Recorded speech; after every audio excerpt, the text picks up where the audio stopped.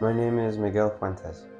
So, my family was originally from San Miguel, El Salvador. When I first learned about Centro Romero, immediately it also just had a really special spot in my heart because my grandpa was actually baptized by Monsignor Romero. And my grandparents, since they were a really big part of the church growing up, interacted with him a lot when they were younger. So immediately I thought that this was just kind of meant to be. It was a crazy coincidence that I had the opportunity and the honor to give back through an organization that was established by Salvadorians and um, in honor of Monsignor Romero, someone who's already been a figure in my life growing up. Um, so that was really awesome to find out about. I didn't know what to expect. I taught a class for Centro online from around Philadelphia. So when coming here, I just didn't have any expectations. But when I got here, it's obvious how strong the community is here and how much Centro provides a safe place for so many Latinos and so many people that need that space in the area. It's also so cool seeing how much like American and Latino American culture is blended. People switching between English and Spanish, people talking about their different experiences in Guatemala and El Salvador, in Colombia, and so many different countries. And it's all just in one space where everyone can just relate and feel comfortable with each other because they know that everyone understands each other to a certain extent. My experience with Centro Romero started about 6 months ago.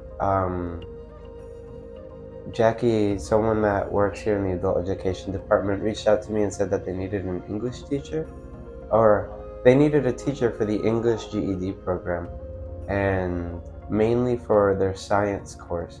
And she knew that I had studied science in college, so she reached out to me and asked if I would be interested.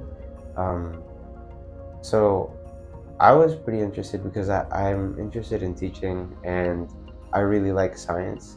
Plus, I know Jackie's a great person, and any community she's a part of is probably really nice to be a part of. So I took part in it, and it turned out to be a really great experience. For the past 6 months, I've been teaching the course in this gap year that I have between college and medical school, pretty much.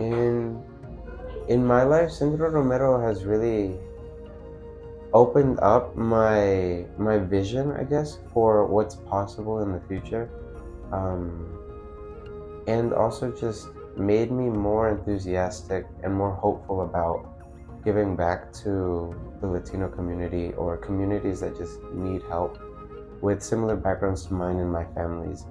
Before Centro, I would see, and a lot of people can see, so many problems right now with the way people view immigrants or the different conditions that are happening in Central American countries and how negative and hurtful that those conditions can be. And just seeing all these problems, it's kind of easy to feel hopeless, or even just think that there's nothing that we can do. The problems are too big to face. But seeing Centro and how much they help people in those situations and the opportunities they give them in education, in other social aspects, legal aspects, and just a well-being sort of sense, seeing that gives me so much hope for what I can do in the future. I can be a part of Centro or organizations similar to Centro. I can give back to the community that I've grown up in, pretty much. Yeah, looking forward, I guess, the next step in my life and for my family, because it really has been a family journey. I'm going to medical school in like 2 weeks. I'm starting at medical school. So my goals are to do well in medical school, obviously graduate, and while I'm doing so, getting more and more involved in the Latino Hispanic community, because like in other aspects of society in the US, the connection between immigrants, specifically Latinos in my case, and the healthcare system is a bit difficult to navigate. So I think it'd be great to be able to find a way that I can reliably give back through the healthcare system to the Latino community, and other populations that have similarly difficult connections with the healthcare system.